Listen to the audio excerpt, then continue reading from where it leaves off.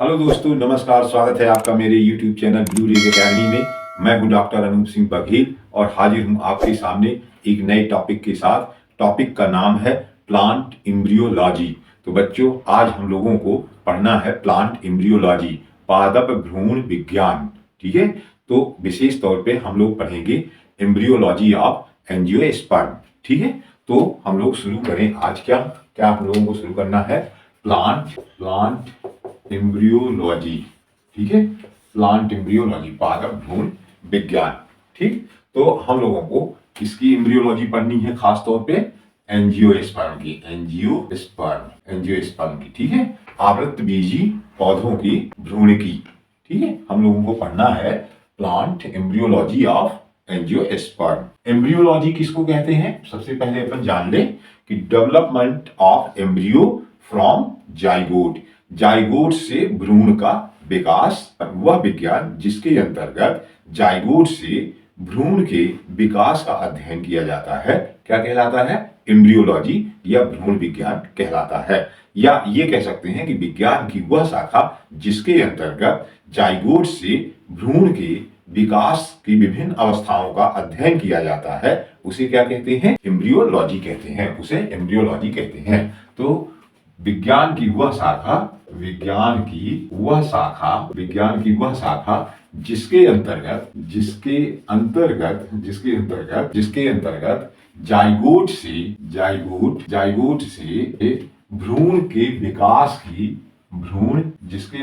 Zygote से भ्रूण के विकास की विकास की विभिन्न अवस्थाओं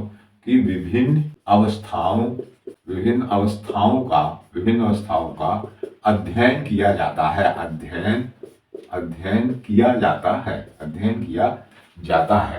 अध्ययन किया जाता है। विज्ञान की वह शाखा जिसके अंतर्गत जाइगोट से भ्रूण यानी एम्ब्रियो, ठीक है, भ्रूण के विकास की विभिन्न अवस्थाओं का अध्ययन किया जाता है। एम्ब्रियोलॉजी यानी कि भ्रूण विज्ञान, है ना?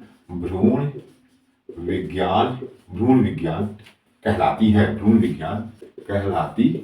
ठीक है, भ्रूण विज्ञान कहलाती है। विज्ञान की वह शाखा जिसके अंतर्गत जाइगोट से भ्रूण के विकास की विभिन्न अवस्थाओं का अध्ययन किया जाता है, भ्रूण विज्ञान या एम्ब्रियोलॉजी कहलाती है। ठीक है, तो ये है। Next, father of embryology.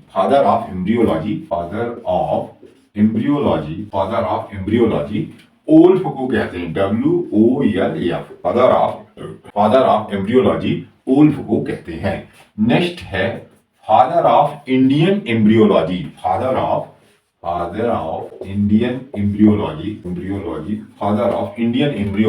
P Maheshwari को कहते हैं। पी महेश्वरी को कहते हैं। ठीक है, father of Indian embryology P Maheshwari को कहते हैं। प्लांट में सेक्स सेल्स को सेक्स सेल्स क्या है? मतलब स्पर्म और ओवम। ठीक है, सेक्स सेल्स को सबसे पहले किसने देखा है? लीवेनहॉक ने देखा है। लीवेनहॉक ने देखा है। ठीक है, ने देखा। प्लांट में सेक्स सेल्स को सबसे पहले किसने देखा है? लीवेनहॉक ने देखा है। उसके बाद नेक्स्ट हेडिंग अपन देखते हैं क्या? फ्लावर, पुष्प जिसको आप कहते हो, है ना? पुष्प का पाया जाना एंजियोस्पर्म की विशेषता है। फ्लावर का पाया जाना एंजियोस्पर्म की विशेषता है। एंजियोस्पर्म की विशेषता है ना? विशेषता है। मतलब फ्लावर किसमें पाया जाता है? एंजियोस्पर्म में पाया जाता है। फ्लावर का पाया जाना एंजियोस्पर्म की विशेषता है। ठीक है, इसलिए एंजियोस्पर्म को क्या कहते हैं? फ्लावरिंग प्लांट भी कहते हैं। फ्लावरिंग प्लांट भी कहते हैं। ठीक है, इसलिए एंजियोस्पर्म को फ्लावरिंग प्लांट भी कहते हैं। ठीक है, नेक्स्ट अपन क्या लिखेंगे कि फ्लावर क्या है? फ्लावर एक special condensed and modified suit है। फ्लावर की परिभाषा क्या हो जाएगी कि पुष्प जो है एक विशिष्ट संघनित और रूपांतरित प्ररोह है। पुष्प पुष्प एक विशिष्ट पुष्प एक विशिष्ट संघनित पुष्प एक विशिष्ट संघनित एवं रूपांतरित पुष्प एक विशिष्ट संघनित एवं रूपांतरित प्ररोह है। ठीक है, मतलब अंग्रेजी में यदि आप इंग्लिश में लिखें तो flower is a special condensed and modified suit, है ना, modified suit. Flower is a special condensed modified suit. Flower क्या है? एक विशिष्ट संघनित एवं रूपांतरित प्ररोह है। ठीक है, फ्लावर जो है ये फ्लावर हमेशा तने के तो ये किस तरह से संघनित है कि इसमें क्या होता है कि सूट जो है, सूट किसको कहते हैं? सूट क्या है कि तने का या प्लांट का ऊपरी भाग जो जिसमें लीफ, ब्रांचेस, फ्रूट, फ्लावर ये सब लगे होते हैं, उसको क्या कहते हैं? सूट कहते हैं। जिससे leaf, branches, flower and fruits etc. and fruits etc. attached होते हैं सूट कहलाता है। अटैच्ड होते हैं, क्या कहलाता है बेटा? सूट कहलाता है। ठीक है, जिससे क्या होते हैं? Leaf, branches, flower, fruits etcetera जुड़े होते हैं, वो क्या कहलाता है? पौधे का वो भाग क्या कहलाता है? सूट कहलाता है। ठीक है, तो सूट, अब ये कैसे कंडेंस्ड एंड मॉडिफाइड संघनित और रूपांतरित तना है? देखिए ये क्या है कि ये है सूट, और सूट में ये क्या है? नोड और इंटरनोड। जो तना है उसकी विशेषता क्या है कि उसमें नोड और इंटरनोड पाए जाते हैं। ठीक है, तो ये क्या है? नोड है। ये क्या बेटा है? ये है नोड, और ये दो नोड के बीच का जो डिस्टेंस है उसको क्या कहते हैं? इंटरनोड। ये क्या कहलाता है? इंटरनोड कहलाता है। ठीक है, दो नोड के बीच का गैप क्या कहलाता है? इंटरनोड कहलाता है। अब इन नोड में मान लीजिए कि ऐसे समझ लीजिए कि ये लीफ लगी हुई है। ठीक है, ये लीव्स, ये सूट है, इसको अपन सूट कह रहे हैं। ये क्या है बेटा? ये इसको अपन क्या कहते हैं? सूट है ये। ठीक है, इसमें लीफ अटैच है, और ये जो है क्या होती है? लीफ हमेशा किससे? लीफ हो, चाहे वो लीफ हो, चाहे वो ब्रांचेस हो, चाहे फ्लावर हो, और चाहे वो फ्रूट्स हो, कुछ भी है वो हमेशा कहां से अटैच होगा? नोड से ही जुड़ा होगा। तो नोड से जुड़ी हुई ये क्या है? लीफ है। अब क्या हो कि ये इंटरनोड जो है वो रिड्यूस हो जाए। इंटरनोड क्या हो जाए? रिड्यूस हो जाए। इंटरनोड क्या हो जाए बेटा? रिड्यूस्ड। ठीक है, इंटरनोड जो है वो छोटी हो जाए, रिड्यूस्ड हो जाए। तब क्या होगा? तब होगा कि ये जो है नोड, ये जो नोड है ये क्या होंगे? थोड़ा पास आ जाएंगे ऐसे, है ना। ये नोड जो है ये थोड़ी कैसे आ जाएंगे? पास आ जाएंगे, मतलब ये ऐसे छोटा हो जाएगा, है ना। ये जो है ये इस तरह से हो जाए, और इनकी जो पत्तियां हैं वो तो रहेगी ये ऐसे, ये ऐसा हो गया। अब समझ लीजिए कि ये क्या है? ये है एक पहला चक्र है पत्तियों का, ये दूसरा है, ये तीसरा है, ये चौथा है ना। पहला, दूसरा, तीसरा और चौथा, ऐसे क्या है कि ये होल्स हैं, ये चक्र हैं। ठीक है, तो इनमें क्या हो रहा है कि ये जो है, और अब ये क्या हो जाए? और रिड्यूस्ड हो जाए, ये इंटरनोड जो है और छोटे हो जाए, और छोटे हो जाएंगे तो क्या हो जाएगा बेटा? ये और पास नोड जो है वो और पास ऐसे आ जाएंगे, है ना। ये जो है और पास नोड्स ऐसे आ जाएंगे। ठीक है, ये अब देखो ये क्या हुआ? ये पत्तियां जो है ये इस तरह से कुछ क्या होने लगी हैं? और पास आ गई हैं, ऐसे इस तरह से आ गई।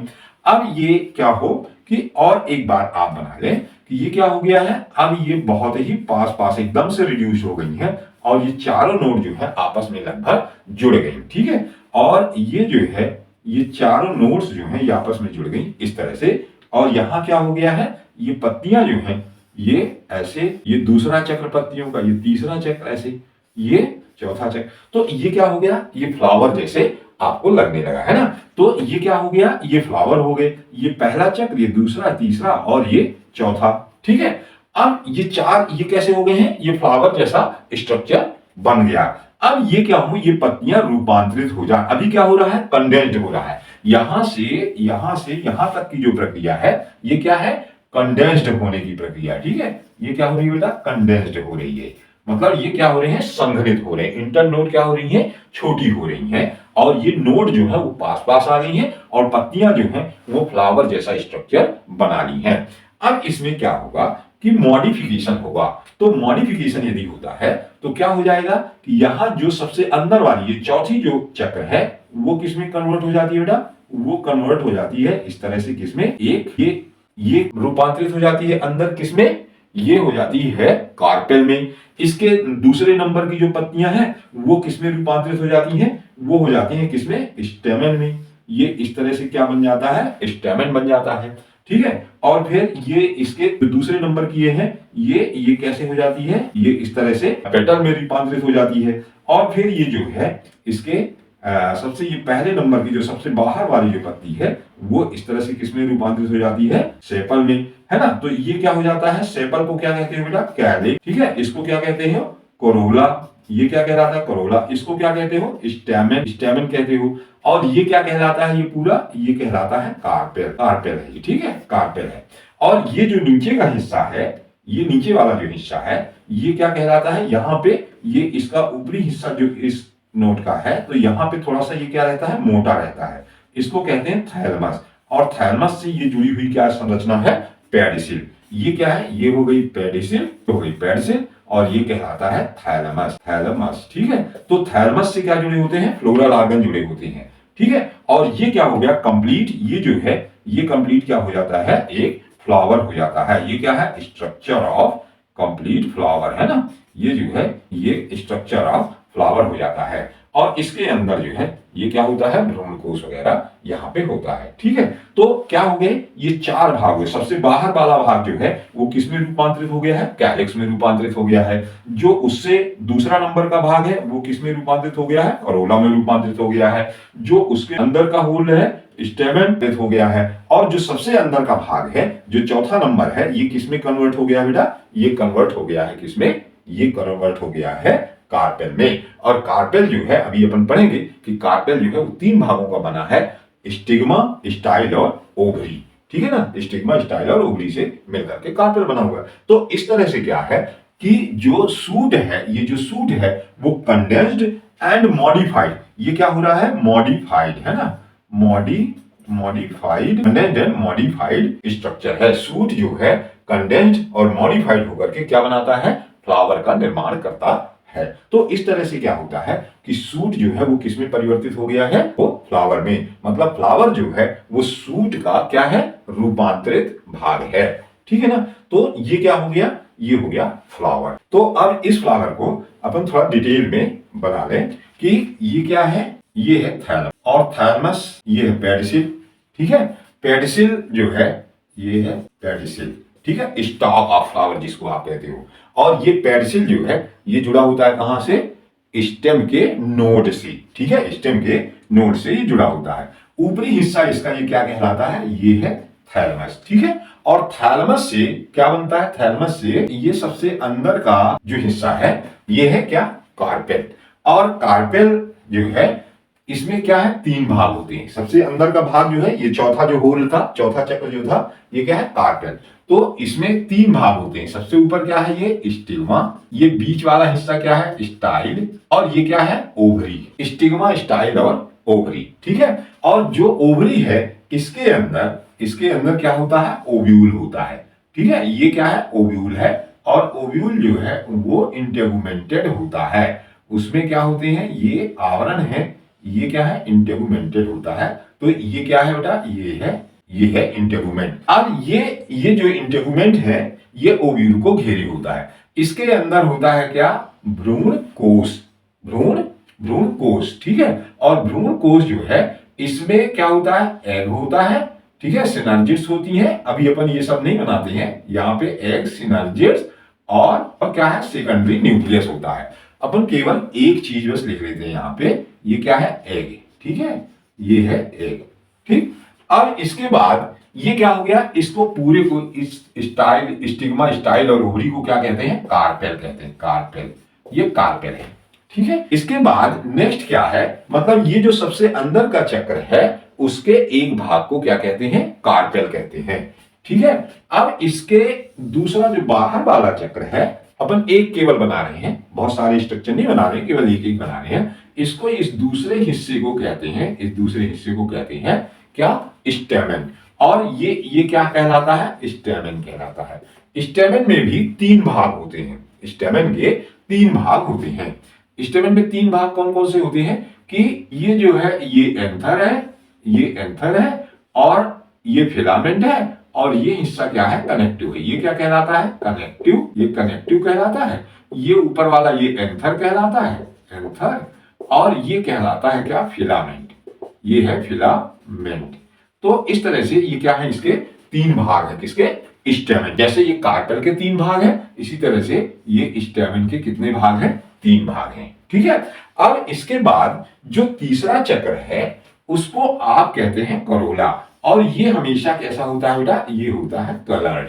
करोला कैसा होता है, कलर्ड होता है, और इसके एक भाग को आप क्या कहते हो, पेटल। इसके एक भाग को क्या कहते हो, पेटल कहते हो। ठीक है, और इसके सबसे बाहरी इसका जो भाग है, इस बाहरी भाग को आप कहते हैं, ये हमेशा ग्रीन कलर का होता है, और इसको आप क्या कहते हैं, कैलिक्स, इसको कहते हैं कैलिक्स। और कैलिक्स के एक भाग को आप क्या कहते हो, सेपल कहते हो। ठीक है, इसको क्या कहते हो, सेपल कहते हो। ठीक, तो इस तरह से ये हो गया, ये क्या है, फ्लावर का स्ट्रक्चर। ओवरी के अंदर ये क्या है बेटा, ये है ओव्यूल, ये ओव्यूल है। ओव्यूल जब है, क्या होता है कि जब एग जो है वो फर्टिलाइज हो जाता है तो इसमें जाइगोट बन जाता है, और जब जाइगोट बनेगा तो ओव्यूल कन्वर्ट हो जाता है किसमें, ओव्यूल कन्वर्ट हो जाता है सीड। ओव्यूल जो है जब इसमें क्या होगा, फर्टिलाइजेशन हो जाता है, जब इसमें फर्टिलाइजेशन हो जाता है तो ओव्यूल किसमें कन्वर्ट हो जाता है, सीड में। कब, आफ्टर फर्टिलाइजेशन, है ना, after fertilisation, after fertilisation, fertilisation के बाद ओव्यूल किसमें परिवर्तित हो जाता है, सीड में। और फर्टिलाइजेशन के बाद जो जब सीड बनता है तो ये जो ओवरी है, ये पूरी ओवरी किसमें कन्वर्ट हो जाती है, फ्रूट में। ठीक है, ये ओवरी जो है किसमें कन्वर्ट हो जाती है, फ्रूट में, और फ्रूट के अंदर क्या बन जाता है, ओव्यूल परिवर्तित हो जाता है सीड में, मतलब फ्रूट के अंदर क्या बन गया, सीड बन गया। तो ओवरी आफ्टर फर्टिलाइजेशन, यहां भी लिख दीजिए, आफ्टर फर्टिलाइजेशन, आफ्टर फर्टिलाइजेशन जो है, आफ्टर फर्टिलाइजेशन ओवरी किसमें कन्वर्ट हो जाती है बेटा, फ्रूट में कन्वर्ट हो जाती है, और ओव्यूल किसमें कन्वर्ट हो जाता है, सीड में कन्वर्ट हो जाता है। ठीक है, तो इस तरह से। और जो पेडिसिल है उसका सबसे ऊपरी भाग क्या कहलाता है, ये सबसे ऊपरी भाग कहलाता है थैलेमस। ठीक है, तो ये क्या है, स्ट्रक्चर ऑफ फ्लावर, इसको अपन क्या कह रहे हैं, स्ट्रक्चर ऑफ फ्लावर। ठीक है, स्ट्रक्चर ऑफ फ्लावर। तो ये क्या है, फ्लावर क्या है, कंडेंस्ड एंड मॉडिफाइड सूट है। ठीक है, तो अब इसके अपन क्या करें कि डिटेल जो है ये पूरा अपन इसको नोट कर लें। पहले अपन क्या करेंगे, फर्स्ट अपन नोट करते हैं कि एक कंप्लीट फ्लावर में मुख्यतः 4 भाग होते हैं। एक पूर्ण पुष्प में, एक कंप्लीट फ्लावर में, तो क्या लिख लेंगे बेटा, एक कंप्लीट फ्लावर में मुख्यतः 4 भाग होते हैं, 4 भाग होते हैं, मुख्यतः 4 भाग होते हैं। एक कंप्लीट फ्लावर में मुख्यतः 4 भाग होते हैं। कौन कौन से होते हैं, नंबर एक है, क्या होता है, कैलिक्स। ठीक है, कैलिक्स। ठीक, अब कैलिक्स क्या है, आप जानते हैं कि कैलिक्स क्या होता है, हमेशा कैलिक्स जो है आउटर होल ऑफ फ्लावर है, पुष्प का बाहरी चक्र है। कैलिक्स क्या है, पुष्प का बाह्य चक्र है। ठीक है, पुष्प का क्या है बेटा, बाह्य चक्र है। कैलिक्स क्या है, पुष्प का बाह्य चक्र है। इसके एक भाग को, नेक्स्ट क्या लिख लेंगे इसी में, कैलिक्स में, इसके एक भाग को सेपल कहते हैं, है ना। इसके एक भाग को या एक लीफ को या एक पत्ती को, इसके एक भाग को सेपल कहते हैं, एक भाग को सेपल कहते हैं। ठीक है, इसके एक भाग को क्या कहते हो, सेपल कहते हो। ठीक है, नेक्स्ट, यह प्रायः कैसा होता है, यह हमेशा ग्रीन कलर का होता है। यह हमेशा ग्रीन कलर का होता है। ग्रीन कलर का होता है। यह हमेशा ग्रीन कलर का होता है। ठीक है, जो कैलिक्स है वो कैसा होता है? हमेशा ग्रीन कलर का होता है। और इसका फंक्शन क्या होता है कि ये क्या करता है? ग्रीन कलर का है तो फोटोसिंथेसिस करता है, नंबर 1। और दूसरा फंक्शन ये होता है कि ये अंदर के चक्रों की सुरक्षा करता है। ठीक है, तो इसके फंक्शन में आप लिख लेंगे नंबर 1 क्या हो जाएगा कि यह हरे रंग का होता है, इसलिए क्या करता है? फोटोसिंथेसिस का काम करता है। यह फोटोसिंथेसिस का काम करता है। ये फोटोसिंथेसिस का काम करता है, नंबर 1। नंबर 2 क्या है? दूसरा क्या है कि यह अंदर के चक्रों की सुरक्षा करता है। यह अंदर के चक्रों की क्या करता है बेटा? सुरक्षा। अंदर के चक्रों की सुरक्षा करता है। यह अंदर के चक्रों की सुरक्षा करता है। ठीक है, तो ये क्या हो गया? कैलिक्स हो गया। कैलिक्स पुष्प का सबसे बाहरी चक्र है। इसके एक भाग को सेपल कहते हैं। यह हमेशा ग्रीन कलर का होता है। यह फोटोसिंथेसिस का काम करता है, अंदर के चक्र की सुरक्षा करता है। तो ये क्या हो गया?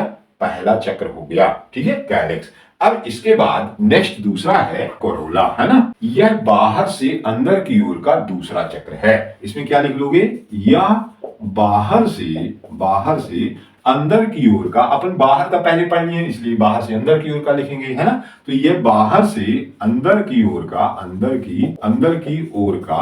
दूसरा चक्र है। यह बाहर से अंदर की ओर का दूसरा चक्र है। ठीक है, बाहर से अंदर की ओर का दूसरा चक्र है। इसके एक भाग को पेटल कहते हैं। इसके एक भाग को क्या कहते हैं? पेटल कहते हैं। इसके एक भाग को पेटल कहते हैं। इसके बाद नेक्स्ट क्या लिख लेंगे कि ये प्रायः कलर्ड होता है, प्रायः रंगीन होता है। यह प्रायः रंगीन होता है। यह प्रायः रंगीन होता है। जैसे कैसे रंगीन होता है? White, red, blue, pink, yellow, है ना? पिंक, येलो एक्सेट्रा, है ना? येलो एक्सेट्रा कलर का ये हो सकता है। जैसे क्या है? ये white, red, blue, pink, yellow colour का हो सकता है। और इसी के कारण फ्लावर का कलर होता है। इसी के कारण फ्लावर का कलर होता है। इसी के कारण फ्लावर का कलर होता है।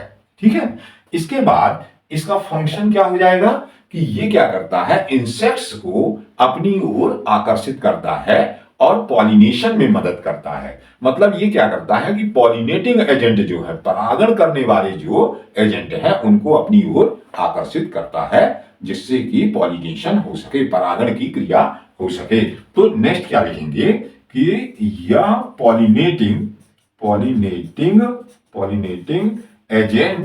पॉलिनेटिंग एजेंट्स को आकर्षित करता है। पॉलिनेटिंग एजेंट को आकर्षित करता है। ठीक है, ये भाग क्या करता है पुष्प का? इसका क्या काम है कि पॉलिनेटिंग एजेंट्स को आकर्षित करता है और पॉलिनेशन में मदद करता है। पॉलिनेशन का मतलब है परागण। ठीक है, परागण में क्या करता है? मदद करता, परागण में मदद करता है। तो ये दूसरा पार्ट क्या हो गया बेटा? ये दूसरा हो गया कोरोला। ठीक, अब तीसरा चक्र क्या था? एंड्रोसियम। ठीक है, एंड्रोसियम जो है बाहर से अंदर की ओर का तीसरा चक्र है। बाहर से अंदर की ओर का तीसरा चक्र है। ये तीसरा चक्र बाहर से अंदर की ओर का तीसरा चक्र है। ठीक है, इसके एक भाग को क्या कहते हैं? स्टेमन कहते हैं। इसके एक भाग को स्टेमन कहते हैं। इसके एक भाग को स्टेमन कहते हैं। और स्टेमन 3 भागों से मिलकर बना होता है। स्टेमन 3 भागों से मिलकर बना होता है। एंथर, कनेक्टिव और फिलामेंट, है ना? फिलामेंट, एंथर, कनेक्टिव और फिलामेंट, एंथर, कनेक्टिव और फिलामेंट। ये देखिए एंथर, कनेक्टिव और फिलामेंट, तीन भागों से स्टेमेन मिलकर के बना होता है, एंथर, कनेक्टिव और फिलामेंट। ठीक है, ये क्या है कि इसका क्या काम है बेटा, ये मेल रिप्रोडक्टिव ऑर्गन का कार्य करता है। यह मेल रिप्रोडक्टिव ऑर्गन का कार्य करता है, कार्य करता है, मेल रिप्रोडक्टिव ऑर्गन का कार्य करता है। ठीक है, तो एंड्रोसियम जो है ये क्या है, बाहर से अंदर की ओर का तीसरा चक्र है। इसके एक भाग को स्टेमेन कहते हैं। स्टेमेन जो है तीन भागों से मिलकर एंथर, कनेक्टिव और फिलामेंट से मिलकर के बना होता है और यह मेल रिप्रोडक्टिव ऑर्गन का काम करता है। तो ये तीसरा क्या हो गया बेटा, स्टेमेन वाला हिस्सा एंड्रोसियम का हो गया। अब नेक्स्ट क्या है, अगला फोर्थ नंबर क्या है बेटा, फोर्थ है कि गाइनोसियम। ठीक है, गाइनोसियम क्या है, यह सबसे अंदर का चक्र है, यह सबसे अंदर का चक्र है, यह सबसे अंदर का चक्र है, यह सबसे अंदर का चक्र है। ठीक है, इसके एक भाग को क्या कहते हैं बेटा, कार्पेल कहते हैं। इसके एक भाग को कार्पेल कहते हैं। इसके एक भाग को क्या कहते हैं बेटा, कार्पेल कहते हैं। इसके एक भाग को कार्पेल कहते हैं। ठीक है, और जो कार्पेल वो तीन भागों से मिलकर बनी होती है ना। कार्पेल जो है बेटा वो कितने भागों से मिलकर बनी होती है, तीन भागों से। कौन कौन से, स्टिग्मा, स्टाइल और ओवरी, है ना, ओवरी, स्टिग्मा, स्टाइल और ओवरी। ये आप देखते हो, स्टिग्मा, स्टाइल और ओवरी तीन भागों से मिलकर बनी होती है। इसके ओवरी में, कार्पेल के ओवरी में क्या होता है, ओव्यूल होता है। इसके ओवरी में, कार्पेल के ओवरी में क्या होता है, ओव्यूल होता है। फर्टिलाइजेशन के बाद क्या बना देता है, सीड बना देता है, सीड। और ओवरी किस में परिवर्तित हो जाती है, फ्रूट में परिवर्तित हो जाती है। मतलब कि क्या है, नेक्स्ट क्या हो जाएगा कि यह फीमेल रिप्रोडक्टिव ऑर्गन का कार्य करता है। यह फीमेल रिप्रोडक्टिव ऑर्गन का कार्य करती है। तो इस तरह से क्या हो गया कि ये जो है चारों चक्र जो हैं, चारों होल जो हैं फ्लावर के, वो आपको इस तरह से डिस्क्राइब कर लेना है। ठीक है ना। अब इसके बाद नेक्स्ट पॉइंट क्या होगा, नेक्स्ट पॉइंट लिखिएगा कि फ्लावर स्टेम के नोड से जिस स्टाक के द्वारा, जिस स्टाक STALK है ना, जिस स्टाक के द्वारा जुड़ा होता है, फ्लावर स्टेम के नोड से जिस स्टाक के द्वारा जुड़ा होता है उसे पेडिसिल कहते हैं। उसे क्या कहते हैं, पेडिसिल कहते हैं। तो नेक्स्ट क्या लिख लेंगे, फ्लावर स्टेम के नोड से जिस स्टाक के द्वारा जुड़ा होता है, से जिस स्टाक के द्वारा जुड़ा होता है।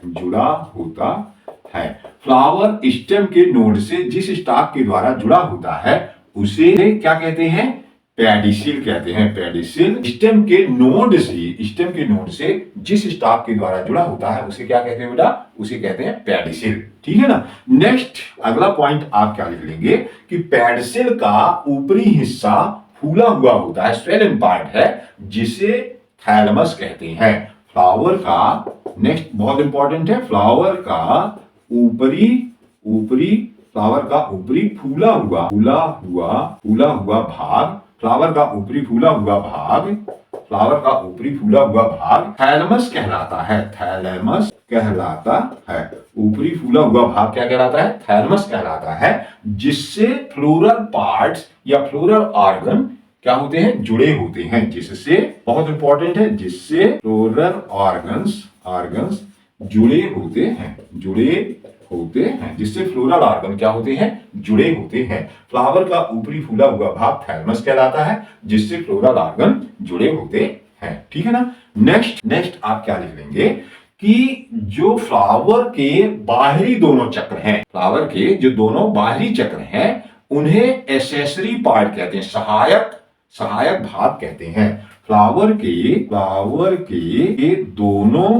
दोनों बाहरी चक्र है ना, बाहरी या बाह्य चक्र, दोनों बाहरी चक्र, दोनों एक्सटर्नल कोर, दोनों बाहरी चक्र क्या कहलाते हैं?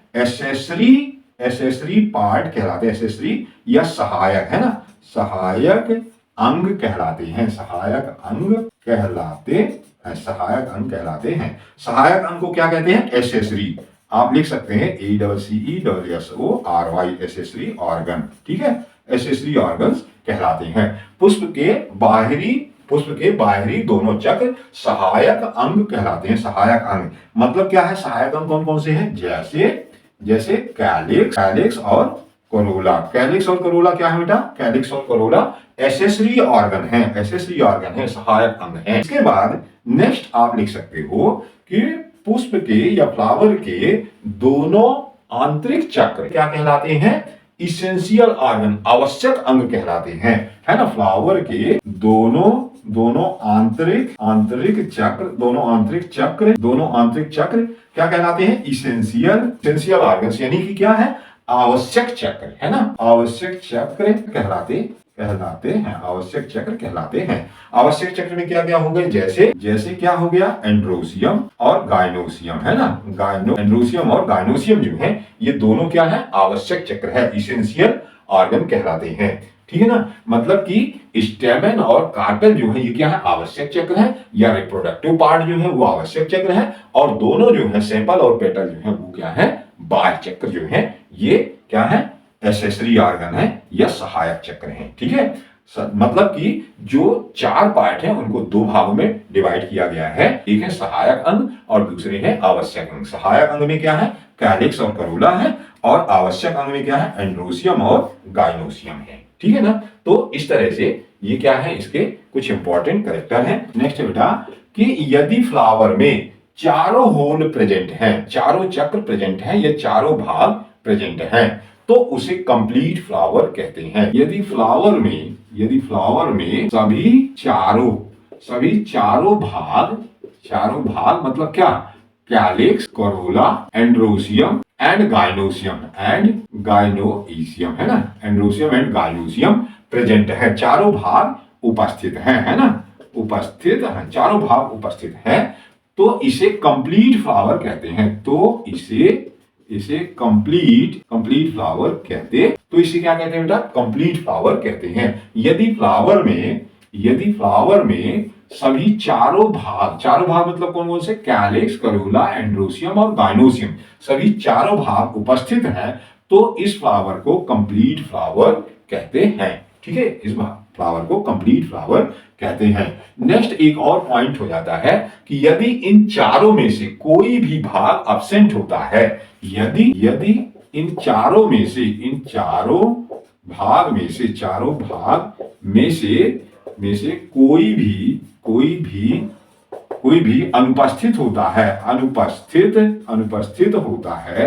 भी अनुपस्थित होता है, तो इसे इनकम्प्लीट फ्लावर कहते हैं, इनकम्प्लीट फ्लावर कहते हैं। तो इसे क्या कहते हैं बेटा? इनकम्प्लीट फ्लावर कहते हैं। यदि इन सभी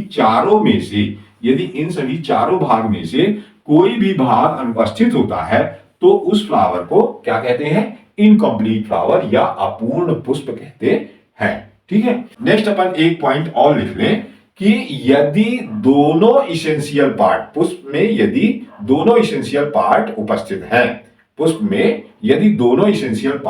उपस्थित हैं, तो उसे क्या कहते हैं? हर्माफ्रोडाइट या बाइसेक्सुअल फ्लावर कहते हैं। पुष्प या फ्लावर जो भी आप कह रहे हैं, पुष्प या फ्लावर में यदि दोनों आवश्यक, है ना, दोनों आवश्यक यानी क्या? इसेंशियल दोनों आवश्यक यानी इसेंशियल भाग उपस्थित होते हैं, तो इसे क्या कहते हैं? हर्माफ्रोडाइट या बाइसेक्सुअल फ्लावर कहते हैं। तो इसे हर्माफ्रोडाइट अथवा बाइसेक्सुअल फ्लावर कहते हैं, ठीक है। बाइसेक्सुअल फ्लावर कहिए चाहे हर्माफ्रोडाइट फ्लावर कहते हैं, ठीक है। इन दोनों आवश्यक भाग में से यदि कोई एक प्रेजेंट है, तो उसे क्या कहते हैं? उस फ्लावर को यूनिसेक्सुअल फ्लावर कहते हैं। तो एक लाइन और यहाँ पे लिख लें कि यदि इन दोनों इसेंशियल पार्ट में से या आवश्यक भाग में से दोनों इसेंशियल पार्ट यानी आवश्यक भाग में से, इन दोनों इसेंशियल पार्ट या आवश्यक भाग में से कोई एक उपस्थित है तो इसे क्या कहते हैं? एक उपस्थित है तो इसे यूनिसेक्सुअल फ्लावर कहते हैं।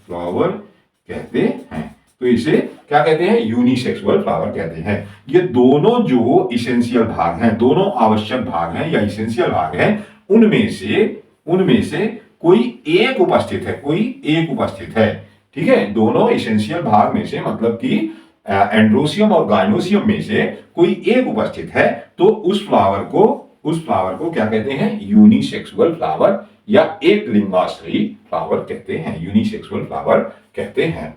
ठीक है, नेक्स्ट पॉइंट अपन एक और देख लें। क्या है कि यदि पुष्प में दोनों आवश्यक भागों में से केवल एंड्रोसियम प्रेजेंट है, ठीक है, यदि पुष्प में या फ्लावर में, है ना, यदि पुष्प में या फ्लावर में दोनों इसेंशियल भाग में से, दोनों आवश्यक भाग में से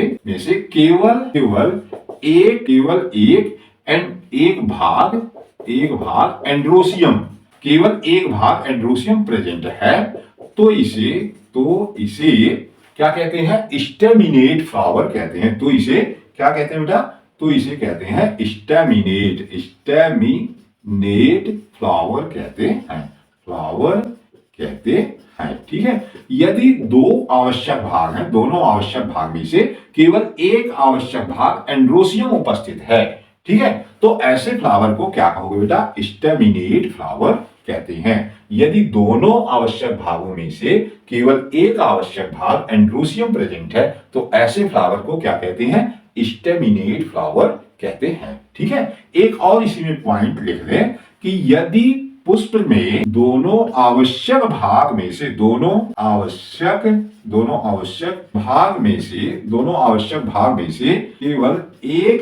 केवल एक भाग गाइनोसियम प्रेजेंट होता है तो इसे क्या कहते हैं? पिस्टिलेट फ्लावर कहते हैं। तो इसे बेटा क्या कहते हैं? पिस्टिलेट फ्लावर कहते हैं। यदि पुष्प के नेक्स्ट क्या है? यदि पुष्प में दोनों आवश्यक भाग में से केवल एक भाग गाइनोसियम प्रेजेंट है तो उसे क्या कहते हैं? पिस्टिलेट फ्लावर कहते हैं। क्योंकि कार्पेल को आप पिस्टिल भी कह सकते हैं, है ना, कार्पेल को पिस्टिल भी कह सकते हैं, तो इसे पिस्टिलेट फ्लावर कहते हैं। नेक्स्ट पॉइंट एक और देख लीजिए कि यदि फ्लावर को आप बीच से काटें, आप क्या करें? डिसेक्ट करें, काटें यदि उसको, और फ्लावर दो बराबर भागों में कट जाए किसी भी एक्सिस से आप फ्लावर को काटें और वो दो बराबर भागों में डिवाइड हो जाए तो ऐसे फ्लावर को एक्टिनोमॉर्फिक फ्लावर कहते हैं। ठीक है, यदि फ्लावर को या पुष्प को किसी भी एक्सिस है ना, किसी भी अक्ष, मतलब चाहे से काटिए जैसे भी आप, है ना, तो किसी भी एक्सिस से काटने पर वह दो बराबर भागों में विभाजित हो जाता है, दो बराबर भागों में विभाजित हो जाता है। ठीक है, दो बराबर भागों में विभाजित हो जाता है। तो ऐसे पुष्प को या ऐसे फ्लावर को तो ऐसे एक्टिनोमॉर्फिक फ्लावर कहते हैं और इसे चिन्ह से प्रदर्शित करते हैं, प्लस चिन्ह से प्रदर्शित करते हैं। ठीक है, यदि फ्लावर को क्या है यदि फ्लावर को किसी भी एक्सिस से काटने पर वह दो बराबर भागों में विभाजित हो जाता है तो ऐसे फ्लावर को एक्टिनोमॉर्फिक फ्लावर कहते हैं। तो ऐसे फ्लावर को क्या कहते हैं बेटा? एक्टिनोमॉर्फिक फ्लावर कहते हैं और इसे प्लस चिन्ह से प्रदर्शित करते हैं। ठीक है ना। इसके बाद इसी में एक और पॉइंट लिख लें कि यदि फ्लावर को काटने पर केवल एक एक्सिस से वो दो बराबर भागों में विभाजित होता है। यदि फ्लावर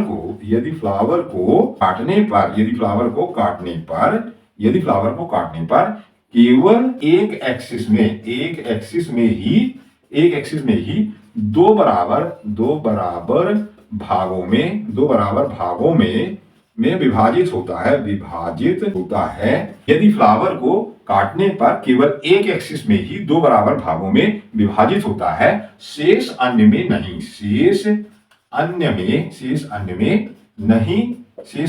नहीं, ठीक है, नहीं होता, तो इसे जाइगोमॉर्फिक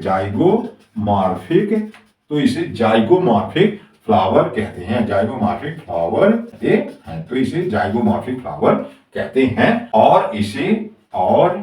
और इसे प्रतिशत के चिन्ह से प्रदर्शित करते हैं, है ना,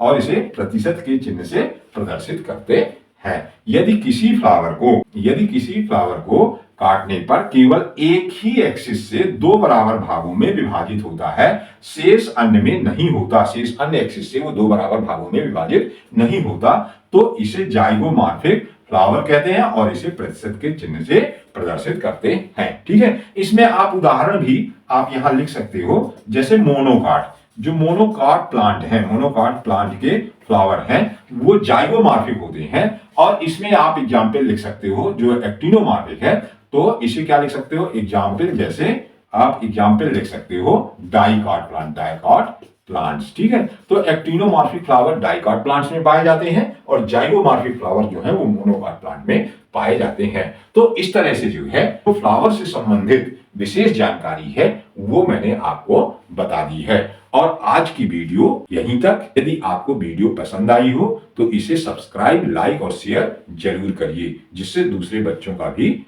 भला हो सके। धन्यवाद।